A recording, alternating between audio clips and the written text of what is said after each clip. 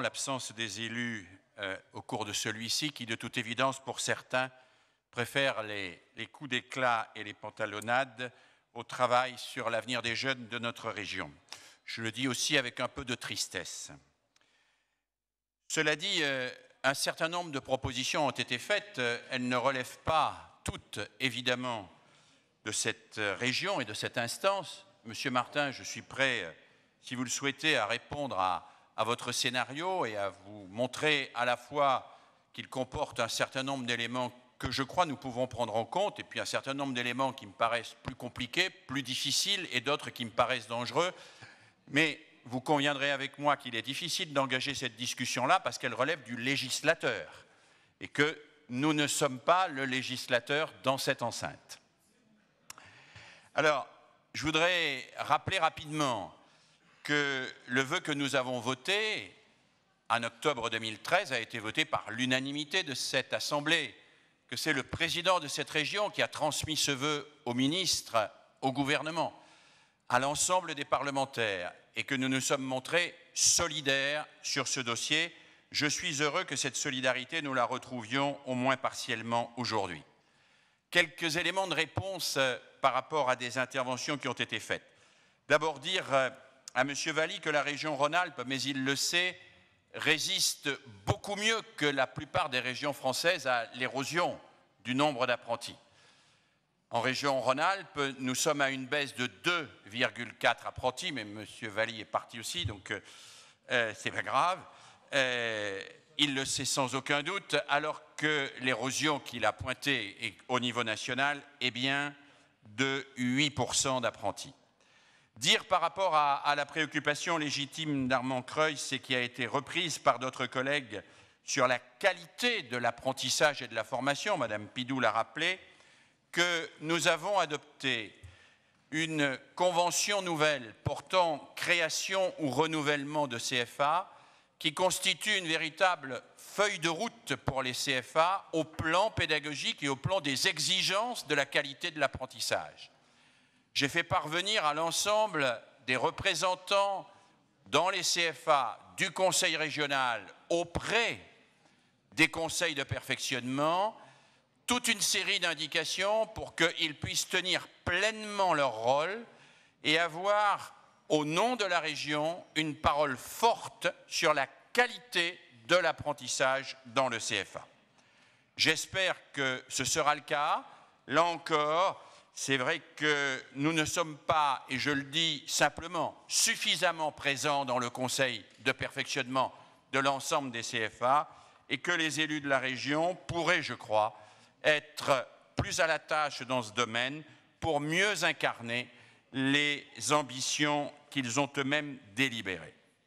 Troisième élément, souligner que la région Rhône-Alpes, et cela ne vous a pas échappé, et je remercie certains intervenants de l'avoir noté, fait un vrai travail pour éviter, je reprends l'expression, de noyer les employeurs d'apprentis dans des démarches administratives.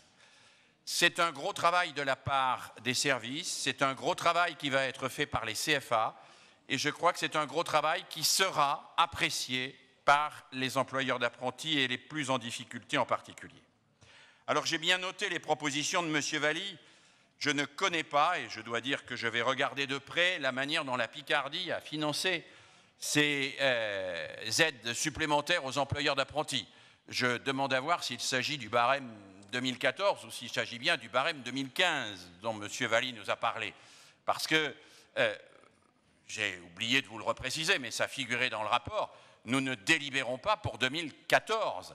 En 2014, les entreprises vont toucher, grâce au fonds d'affectation spéciale, les aides telles que nous les avons délibérées. Ce sera la seule année, mais ils vont les toucher, ces aides. Nous délibérons pour les contrats qui vont être signés à partir du 1er juin 2014, et donc l'année scolaire 2014-2015, aides qui seront versées à partir de janvier 2015.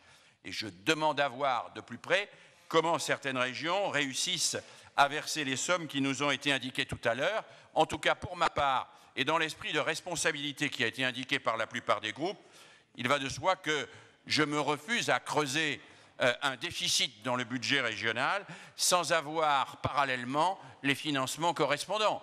Si cette Assemblée avait délibéré sur un certain nombre d'économies pour les investir dans les aides aux employeurs d'apprentis, il est évident que j'en serais le premier satisfait. Mais dès lors que nous avons un budget contraint et que l'ensemble des délégations vit dans ce budget contraint, je ne peux pas me résigner, vous le comprendrez bien, à creuser des déficits. Et il me semble que ce que nous avons réussi à faire, en travaillant d'ailleurs avec les services administratifs et financiers de la région, est équilibré. 2 ou 3 points encore, mais vraiment anecdotiques, ou pas si anecdotiques que ça.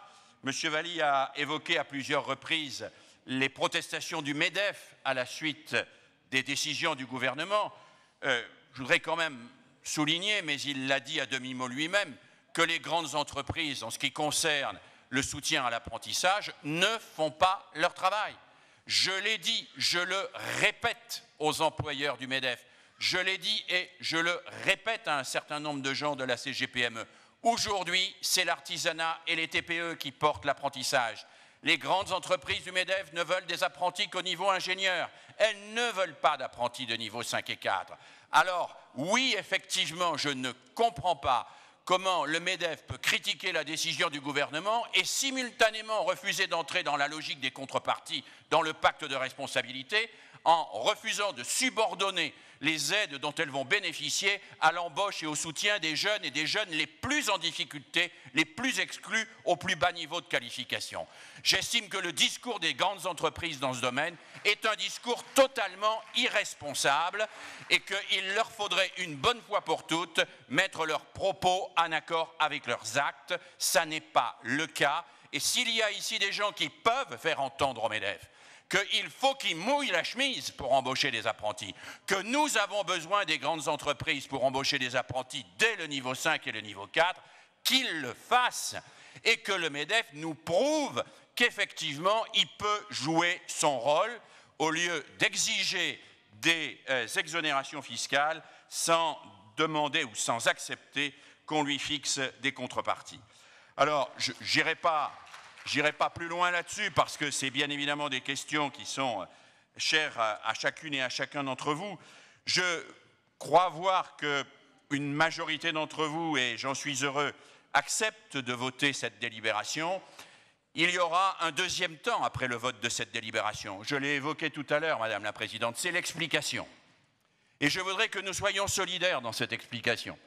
Solidaires pour montrer que la position de la région est une vraie position à la fois de responsabilité et une position dynamique, que ce n'est pas une position de repli, que ce n'est pas une position d'abandon, que c'est une position où nous faisons tout ce qui est en notre pouvoir aujourd'hui pour réellement, avec les leviers dont nous disposons, faire le maximum pour ceux qui en ont le plus besoin.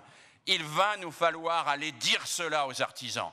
L'effet psychologique de l'annonce du 17 juillet dernier se fait encore ressentir.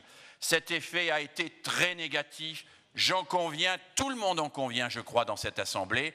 Il faut que nous ayons un effet psychologique inverse et que nous disions oui, l'apprentissage a un avenir, oui, nous le soutenons, et oui, nous soutenons en particulier ceux qui en ont le plus besoin. Et puis, je terminerai en disant que, bien sûr, l'apprentissage ne se résume pas, et M. Reynaud l'a évoqué, aux aides aux employeurs d'apprentis. Bien sûr que la région dépense beaucoup d'argent pour ouvrir des filières en apprentissage, pour investir dans les CFA, et que les apprentis bénéficient d'un soutien régional important à travers une multitude de dispositifs. Cela a été évoqué. Ces apprentis-là, nous les accompagnons le mieux possible, et je crois que aussi bien dans les CFA que dans les entreprises, on prend à cœur cet accompagnement. Cet accompagnement, vous avez raison de dire, M. Reynaud, qu'il n'a pas vocation à devenir hégémonique, je l'avais dit moi-même. Nous travaillons, vous le savez, au sein du CCRFP qui va bientôt devenir le CREFOP, dans le cadre de la loi qu'a évoqué Armand Creus, à faire en sorte que l'apprentissage soit une voie pour ceux et celles qui en ont besoin, complémentaire à la voie scolaire, complémentaire au contrat de professionnalisation, complémentaire au dispositif de formation continue, complémentaire aussi aux dispositifs mis en place par les partenaires sociaux et dont nous pensons qu'ils peuvent ensemble offrir une palette de possibilités qui feront que chaque jeune trouvera dans cette palette de quoi se former, de quoi se réaliser, de quoi être fier du métier qu'il a acquis et des compétences qu'il a construites. Voilà, merci en tout cas de vos contributions. Merci.